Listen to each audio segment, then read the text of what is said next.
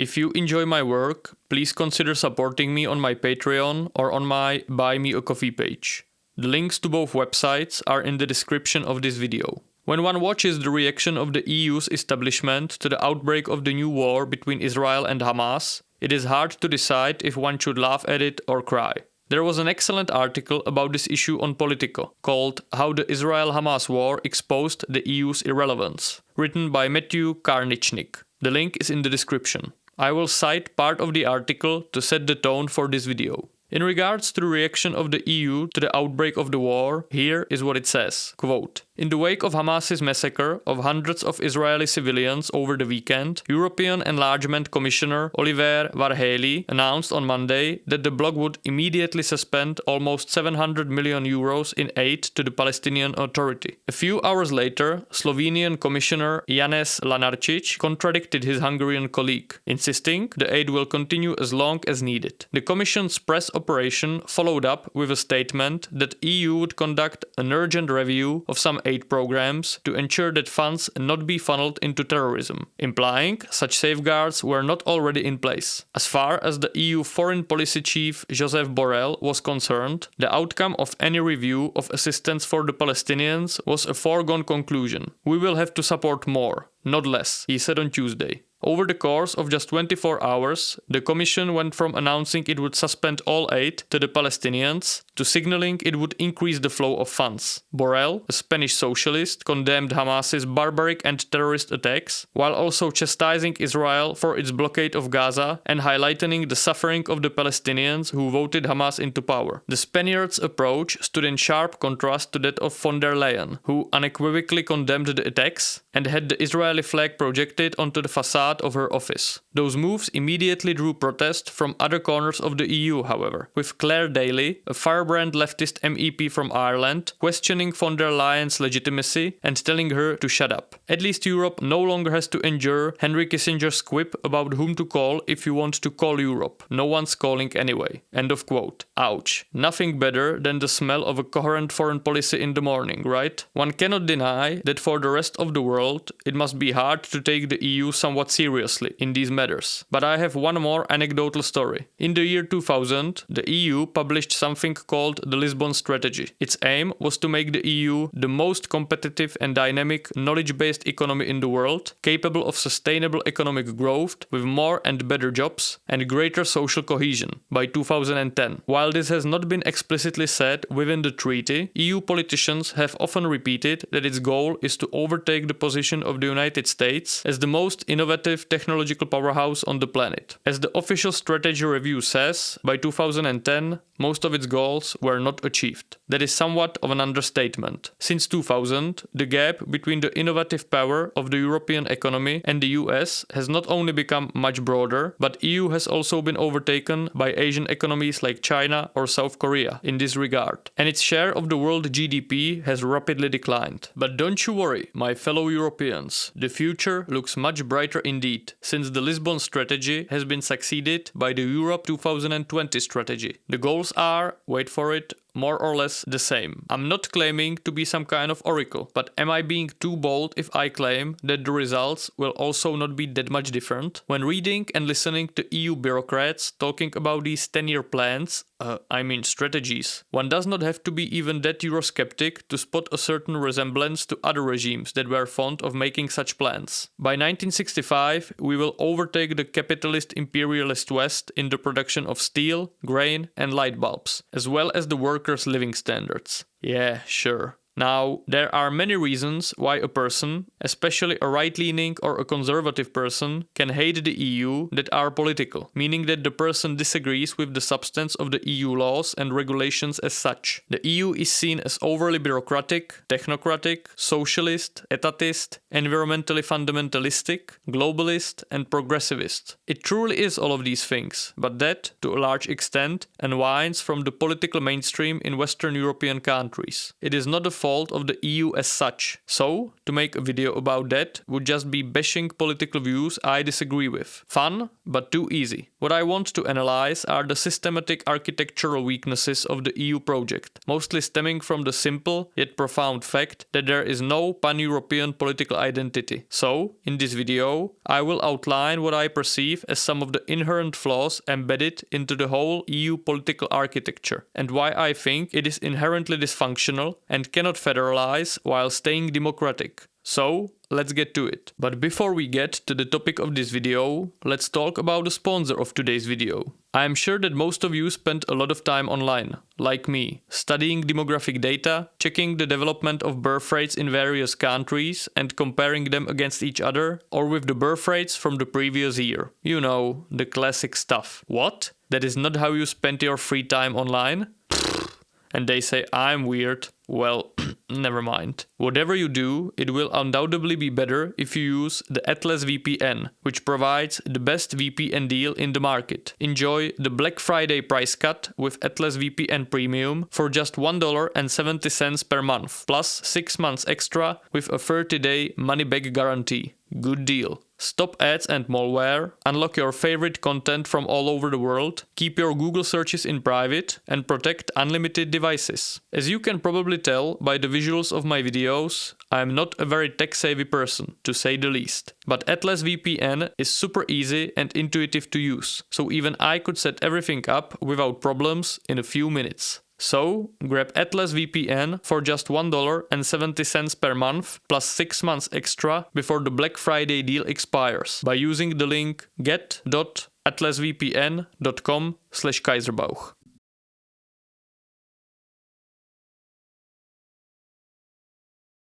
As I see it, the greatest problem of the European Union is that since the Maastricht and Lisbon treaties, signed in the 1990s and 2000s, it is an institution inherently stuck in an in-between phase between a mere international organization and a federation, with this state of things having no viable solutions. The EU has much more power over its members than any other international organization. There are certain areas in which the EU has the exclusive authority to enact new legislation and regulation, namely regarding the customs union, the rules of the economic competition on the common market, euro-related monetary policy, or the trade policy of the union towards the rest of the world. In other fields, the EU shares the authority with the member states, for example regarding agriculture, energy policy, customer protection, environmental and social policies, and others. In these areas, the EU member states can only enact legislation if the EU institutions have not and aren't planning to do so. And since the EU rarely misses the chance to regulate, it is, after all, a regulatory superpower, this space is getting narrower and narrower. And in the areas not outlined in the EU treaties, like tax policy, criminal law, military affairs, or family law, the EU has no authority at all. In foreign policy and security issues, there is a special status with a high emphasis on the consensus among the member state representatives. The European Commission, the Council, and the European Parliament are the most important EU institutions. The European Commission is the closest thing the EU has to a government. Each commissioner has their agenda, similar to ministers in most countries or cabinet members in the United States or the UK. But there is already a catch. Since every EU member state wants to have its commissioner, there are 27 of them. That is more than most governments worldwide have, even though the EU has significantly fewer agendas under its authority than a normal country. There are, for example, no Commissioner of Defense or Commissioner of Interior, positions you can find in almost every government on the planet. But that is fine, because there are commissioners for such crucial and indispensable areas as values and transparency, promoting the European way of life, harmonization of regulatory measures, or crisis management. How can other entities even govern themselves without the Ministry of Values and Transparency? I can't even imagine the horror. Oh, by the way, one of the commissionaires I mentioned is fake. I bet no one will be able to guess which one without looking. But if Serbia ever enters the EU, there should be a commissioner for Turbofolk. Why not? It doesn't matter anyway. And there can be a quarrel with Croatia about who gets the spot. After an election to the European Parliament, about which I will talk in a minute, the Council, so the representatives of the governments of the European states, decides who will be the president of the Commission. He has to be approved by the European Parliament, and then he negotiates with the member states' representatives about which state will get which commissioner. The European Parliament and the Council must then approve the whole Commission. But these commissioners, while nominated and approved by the member state governments, are not supposed to represent the interests of the member states that appointed them, but only the interests of the Union as such. And they are explicitly banned from taking any orders from the national governments. And what is the interest of the EU? More EU, always and everywhere. The rule that forbids commissioners from being influenced by their governments is reasonable. Otherwise, the commissioners would just lobby for particular national interests in their offices and would not be impartial. But, on the other hand, the Commission is a politically incoherent bureaucratic body without any real democratic legitimacy in the eyes of the European citizens. Since every country has to have its commissioner, and there are different parties in power in each member state, the Commission cannot have any unifying political position or ethos. The commissioners nominated by Fidesz or Law and Justice quite logically won't have the same political leanings as Frans Timmermans from the Dutch Labour Party or Josep Borrell of the Spanish Socialist Party. Who does the system favor? Technocrats. Bland bureaucratic figures that won't offend anyone and will be easily approved by the Parliament and the other member states. The European Commission rarely contains the true heavyweights of the European politics, even though the executive body of the European Union should, by definition, include the heaviest of heavyweights. But it does not, since the people do not have to go through any election to get the post. Winning elections is what makes you a heavyweight in democratic politics. If you would ask a regular, average European person, not some simpleton, but not some political scientist either, how the Prime Minister or Chancellor of his country got to the position, he would very likely just say to you, well, there was an election to the Parliament. This party won, and the guy leading the party now has the top job. And in the vast majority of cases, he would be right. It is not that complicated. But if you ask the same person how Ursula von der Leyen got the job as the President of the European Commission, I am pretty sure he would not be able to give you a coherent answer. And it is not his fault. It is complicated as hell. For democracy to work, politicians must be accountable to their voters. But there is very little accountability in the EU's politics. If you would ask the same average European person what he should do if he wants to get rid of the current head of its government, since he doesn't like his politics at all, he would likely give you a straightforward answer. I'm not going to vote for him. I'm gonna vote for the opposition guy. Simple and true. But what should he do if he does not like the European government? Well, there is really nothing he can do about it. Sure, his government appoints one of the commissioners and votes about the rest, but they do not represent the interests of the member states, only the EU. And once again, what is the interest of the EU? More EU, always and everywhere. What about the European Parliament? People vote there directly, but the European Parliament is a very strange parliament. The elections are held within the member states, with no pan-European parties existing. That is a crucial point, since the political parties have legitimacy only from the voters in their countries. There is no pan-European political debate or pan-European public, and thus no pan-European legitimacy. Frenchmen cannot vote for a German party and an Austrian for a Finnish party. Not that he would, even if he could. Seats are allocated by a system of digressive proportionality that turns proportional representation upside down. The smaller the population of a member state, the fewer the number of electors required to obtain a seat. Moreover, the least populous states are each guaranteed a minimum of 6 MEPs. The result is disproportional representation. In the 2019 European Parliament election, Malta had 1 MEP per 70,000 people, while Germany had 1 MEP for 860,000 people. 22 member states had more MEPs than would have been the case if seats were allocated by proportional representation of European citizens. So, the seat allocation is actually rigged against the largest member states, since there are 13 cities in Germany alone with a larger population than Malta. That is by itself not really that strange. In the United States, a federation with a lot of states with vastly different populations, there are also measures trying to mitigate the discrepancies, like the Senate, where all the states are equally represented, or the Electoral College, designed to prevent the complete domination of the most populous states. But there is an American political debate, American political parties, and the American public. Well, there is an American nation. Every American voter has some basic concept of what Republicans and the Democrats represent.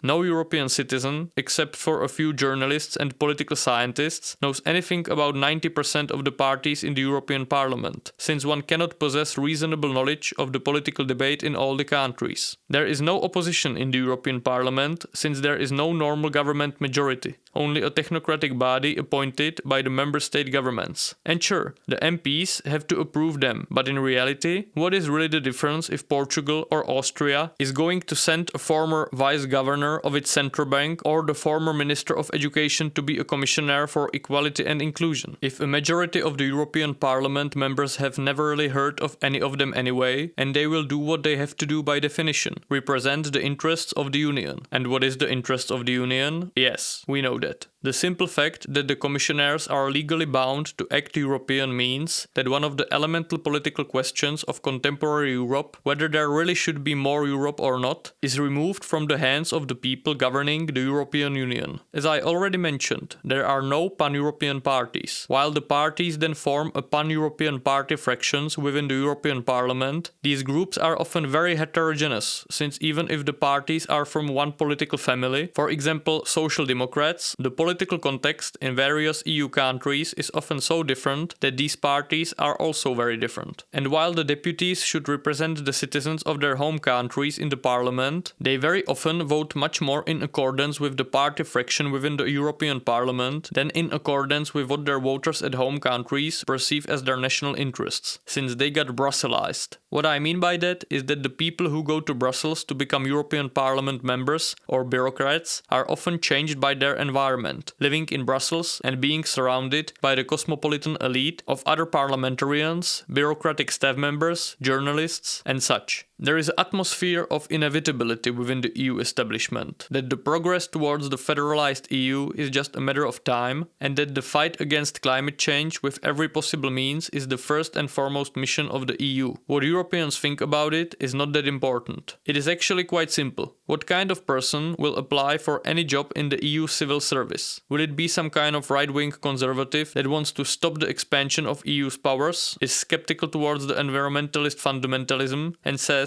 I'm gonna start a career as a bureaucrat in Brussels. I'm gonna Ron Swanson it. Who knows? Maybe one day I'm gonna be Director General for Environment. Well, probably not. The job positions naturally attract people with favorable views of the EU, its political dogmas, and its federalist mentality. In the end, who wouldn't want more power and influence for himself, right? It is a natural instinct of most entities to try to expand their influence. That is why when the European Court of Justice, the supreme judicial body of the European Union, deals with some EU law issue and decides whether the EU should have more or less power over some area, you can probably guess which decision is most likely. It creates an atmosphere in which certain political positions are heavily underrepresented in the actual European Union's politics, since the politicians representing Eurosceptic values are surrounded by an environment that is naturally hostile towards them, not just in a normal political way, but in a self-defensive way, since they perceive these politicians as a threat to their whole reason of existence. And then there are the European Council and the Council of the European Union, arguably the most powerful institutions in the EU, representing the governments of the nation states. No legislation can pass without the approval of the government's representatives. Most issues are decided by the qualified majority vote, meaning that the proposal needs to get a majority of 55% of member states, representing at least 65% of the total EU population. Since the disparities in the population of the EU states are so large that if a mere majority of the states was required, it could easily lead to the vast majority of the EU population being outvoted by a coalition of smaller states. This mechanism was implemented by the Lisbon Treaty and has been in effect since 2014, when it replaced the previously applied unanimity voting. This change was one of the major steps in changing the European Union from an international organization in which the member states cannot be outvoted by other member states, since national sovereignty is supreme, to a more federalized organization in which there exists a possibility of being outvoted. On the issues perceived as most important for the nation states, unanimity is still required. Still, the reality often is that the true devil is hidden in the policy's details, which are then often specified in regulations that do not require unanimity. To reach a consensus, frenetic backroom negotiations occur, where countries try to form coalitions to promote their interests. As you can see from this chapter, the whole system is convoluted, heavy-footed, suffers from a significant democratic deficit, and is untransparent. Important decisions are reached very slowly and painfully in times when a swift response is needed, as in the case of foreign policy crisis, or, in contrast to that, major decisions with massive impacts on the lives of the people are accepted quietly and without sufficient public consensus, as in the case of the Green Deal policies. The system suffers from a constant conflict between the need for swift collective decisions and the fact that EU is still just a group of nation-states. I wanted to outline the basic principles of the EU's functioning quickly, but it is literally impossible if one really wants to at least rudimentarily describe the processes. And I left out a lot of important stuff anyway. So, what is the solution? Wouldn't it be better if we just scrapped this convoluted system of numerous checks and balances and made it more straightforward, scrap the veto power in the remaining cases where unanimity is still required, and make the European Parliament a normal parliament with pan-European elections from which a regular government can then be formed? Basically, wouldn't the federalization overcome this inherent heavy-footedness? Well,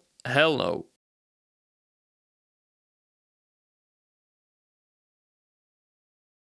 The root cause of most of these issues is simple. Europe is not one nation, but many. The diversity of EU countries in terms of economic development, economic structure, languages, culture, history, perceived and real national interests, and geopolitical threats is so tremendous that to envision the EU in its current size being federalized under one political body is, in my opinion, a complete pipe dream. And if it would happen, and should be at least partially functioning, it cannot be simultaneously democratic. I am going to elaborate. What would, for example, happen if you would implement pan-European elections to the European Parliament? When the Americans overthrew some of the regimes in Middle Eastern countries like Iraq or Afghanistan and tried to install democracy, they were perplexed that the people automatically voted for their former tribal or religious sectarian leaders. Instead of political parties forming based on the political right and political left, people voted for a party representing Sunni Muslims, Shia Muslims, or their tribe. The pre-existing cultural patterns cannot be overwritten just by imposing a shallow set of institutions without a societal base needed for them. In Europe, it would be the same. The majority of the vote in each country would go to national political parties that would promise to promote national interests in the European Parliament. Sure, some minority of cosmopolitan leftists would likely be able to vote without national considerations. But which normal Frenchman would vote for a German-led party? Which normal Pole? Even if we take aside the national grievances, why would I vote for a Portuguese candidate? Even if he would seem like a nice guy, he couldn't even address Czech voters in their native tongue, or any tongue, since many older voters still cannot speak English throughout Europe. It is nonsense. The EU has already amassed such a vast amount of power that the current governing architecture is insufficient, but the way forward is sealed by the insoluble conundrum of not having a single European constituency that would be prepared to make their nation-states a thing of the past. Now, I will describe a situation that is unraveling in the Czech Republic. Our economy is heading for somewhat of an economic disaster caused, first and foremost, by high energy prices, making our industry utterly internationally uncompetitive. We are the most industrial country in the EU, and our industry is very energetically demanding. The biggest reason for the rising energy prices is the European fight against climate change. If it proceeds further as planned, the prices will be even higher. On top of that, the EU has already decided that the European automotive industry will go electric. So far, European EVs are not competitive compared to the Chinese or American ones, which are making huge gains in the European market. Czech economy depends on the automotive industry, especially cars with internal combustion engines. So, not good at all. These days, our former, and likely the future, Prime Minister is campaigning and hitting our current government hard after it was announced that the next year's energy prices will increase again. Why didn't the government stop it in Brussels? But it was actually he who could in 2090s veto the Green Deal's main proposal to lower the emissions by 55% by 2030 compared to the 1990. He could use the veto back then, but he did not. Why? Because the Czech public did not care at the time. The Green Deal was not a widely debated political subject in the Czech debate. It was in 2019, before COVID, the war, and inflation. Everything was basically fine. It was something our politicians went to negotiate about in Brussels. Most people still do not comprehend that some of the largest and most impactful aspects of their socio-economic life are not decided in their national politics, but in Brussels. The structure itself incentivizes normalizes this kind of behavior by politicians. To go to Brussels and make some backroom deal, and then after some time, when the negative effects of that deal are felt by the population, to bash Brussels for it or blame the current government. There is a very palpable sentiment of, wait, I have never voted for this. This was not a central theme of any elections. Nobody ever asked me about this. Regarding the Green Deal causing lowering of living standards. Politicians choose between agreeing to something in Brussels and saying that it is not such a big deal back home, or complicating their lives by being opposed to something they are in a minority about within Europe. They choose the easy way out. They will likely not be in power when the effects are all felt anyway. Viktor Orbán is famous for constantly bashing the EU in Hungary while being able to constructively negotiate about almost anything when in Brussels. But it also goes the other way. The current Czech commissioner in the EU Commission is Věra Jourová, who is in charge of values and transparency. She is very keen on punishing Poland and Hungary for their allegedly anti-democratic ways. Imagine being a bureaucrat who never underwent any elections in which you would ask for a popular mandate and then lecturing someone with 8 million votes behind him about being undemocratic. With all due respect, who are you? All these issues stem from the fact that the EU and its member states have repeatedly put the cart before the horse. We will create the power structures first and process the people later. One can argue that the euro manifests the same approach in the economic realm, and the elitist top-down approach to politics was a hallmark of European integration from its beginnings. But it does not work that way. The hearts and minds of the people are still in national politics. That is where they put their hopes, and where are the politicians that they then hold accountable. I think that many Europeans still do not really comprehend the fact that they can now be outvoted in matters of substantial national importance for them. Qualified majority voting has been practiced for less than a decade. That is a relatively short time. It is one thing to be outvoted regarding the specifics of importing agricultural products in a comprehensive trade deal with Vietnam. Fair enough. It is entirely different to be outvoted about something with absolutely detrimental impacts on your national economy, like the Green Deal. And being outvoted regarding foreign policy and national security interests is on an entirely different level. Germany and France are constantly pushing for the cancellation of unanimity in foreign and security policy questions. It should, in theory, lead to a lowering of the EU's foreign policy chaotic response. For example, to the current crisis in the Middle East, demonstrated in the introduction of this video. If the EU wants to finally step up and play a geopolitical role fitting its economic importance, which, while declining, is still significant, and the EU is and will be the second or the third largest economy in the world in the years and decades to come, it needs a more coherent foreign policy. But whose foreign policy will it be? Will it be the Eastern EU flank foreign policy based on a significant emphasis on the alliance with Americans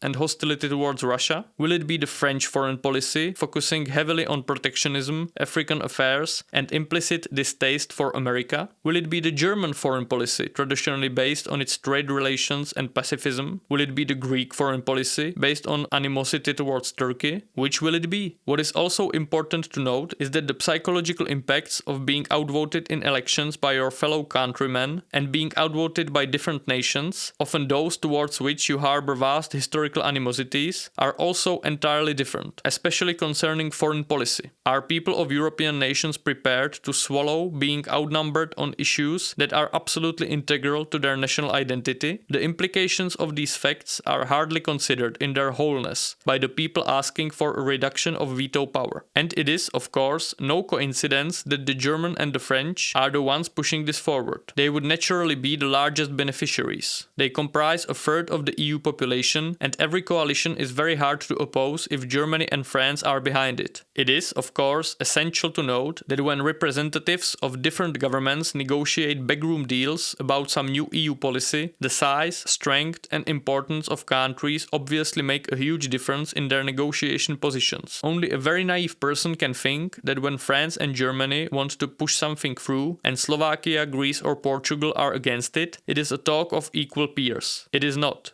And that is natural. Countries are not equal in terms of their international weight. That is reflected in the acts of the EU Commission, which should be formally independent, but it is an entirely different story when Germany does something against the EU rules, which is not uncommon, and when Hungary or Poland do. While Hungary and Poland are struck by the just rage of EU bureaucrats publicly competing about the loudest denunciation of the unruly eastern provinces, in the case of Germany, there is kind of an awkward approach in the sentiment of, well, Germany Germany, you shouldn't do this. But you are also kind of paying for all of this, so, well, we're gonna figure it out somehow.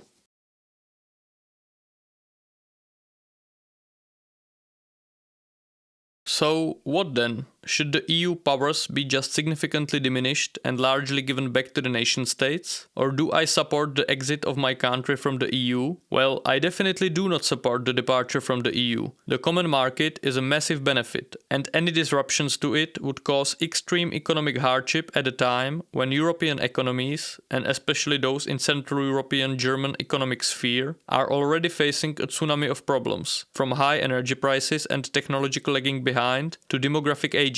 For smaller countries on the eastern EU periphery, there is no alternative to the EU in an increasingly unstable world. And there is absolutely no relevant political will in Western Europe pushing for reasonable de-integration. The seemingly natural instinct of the Western European elites, especially those in Germany and France, is never to let a good crisis go to waste in terms of further centralization. So we seem stuck in a situation where the current state of things is dysfunctional, but the ways forward and backward both seem highly problematic. From the perspective of the post-communist EU member states, the main incentive for entering the EU was institutional embedding in the Western structures and the promise of economic development in the form of structural EU funds and foreign trade and investment. Until recently, that promise was certainly fulfilled. It is an open question how the public will react to the combination of the countries stopping being net beneficiaries of the EU funds and becoming net payers, together with substantial economic hardships stemming from the environmentalist policies to which the public of the post-communist EU states are much less devoted and which are broadly seen as being imposed from the West. We are in a position of choosing between substantial economic damage caused by the environmental policies and even more disastrous damage caused by potential exit from the EU. So, basically, no good options. Western Europeans might also likely perceive the less enthusiastic Eastern states as ungrateful, since they wanted to reap all the benefits of the integration without sharing the burdens. One of the possible solutions might be the concept of multi-speed Europe, something that Western European politicians and intellectuals have been proposing for years. According to this idea, different parts of the European Union should integrate at different levels and pace, depending on the political situation in each individual country. Indeed, multi-speed Europe is currently a reality, with only a subset of EU countries being members of the Eurozone and of the Schengen area. These ideas are again becoming actual in the wake of talks of the possible enlargement of the EU by Ukraine or Serbia. Two contradictory forces are going against each other here. On the one hand, the EU has a tendency for both further enlargement and centralization. A bicycle parable is often used. When one is on a bicycle, he has to fret, otherwise he will fall. On the other hand, the enlargements tend to undermine the centralization, since countries further removed from the Carolinian EU core increase the economic, political and civilizational diversity, making further centralization or federalization very hard.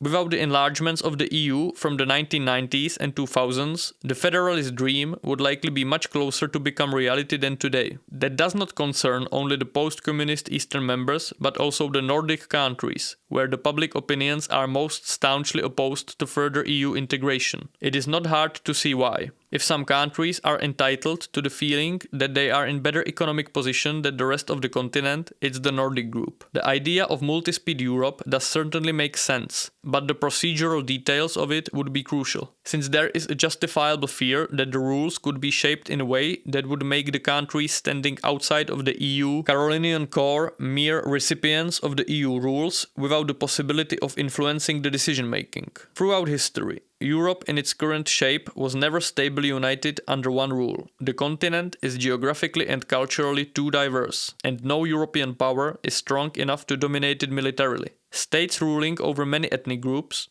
usually called empires, traditionally came to be by strong imperial nations or ethnocultural groups militarily dominating the smaller groups, which then often culturally assimilated to the attractive imperial culture. Alternatively, ethnic groups have gradually come closer together, propelled by an external threat or through cultural merger, and started to dissolve into one. This process usually takes centuries or millennia. The European Union is trying to invent a third way, in which nations voluntarily give up their sovereignty without the process of gradual and slow cultural merging. The whole paradigm of European integration grew out of the post-World War II international situation, in which the United States was fond of a more united Europe under their supervision as an ally against the Soviet Union, and European nations were shell-shocked from the destruction caused by the world wars. The ethos of never allowing another war between Germany and France was compelling, but the current situation is completely different. Europe is not facing any powerful external geopolitical threat that could even theoretically endanger the Carolinian heartlands. The United States is not really that incentivized to support united Europe, and any possibility of war between Western European states is basically unthinkable, not just because of the EU, but for a plethora of social reasons. On top of that, it is increasingly clear that the EU is not a force that would be able to offer a way out of the proceeding decline of European nations on the international stage. I do not know if the EU is a mere symptom of the decline or is actively intensifying it, but the decline continues to play out. In this context, the prospects of a potential European federation can be successfully doubted.